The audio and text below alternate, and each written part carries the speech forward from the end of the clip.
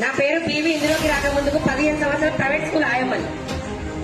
15 సంవత్సరాలు వేస్తే 3,000 నుంచి 8,000 వచ్చిన ఒక పాండసార అవకాశం ఇస్తే ఇలాంటి మహాగురు గారి ఒక 30 మీటింగ్స్ అటెండ్ అయినా ప్రొడక్ట్ వాడుకున్న ఎంత వచ్చింది, కానీ డబ్బులు వస్తాయా?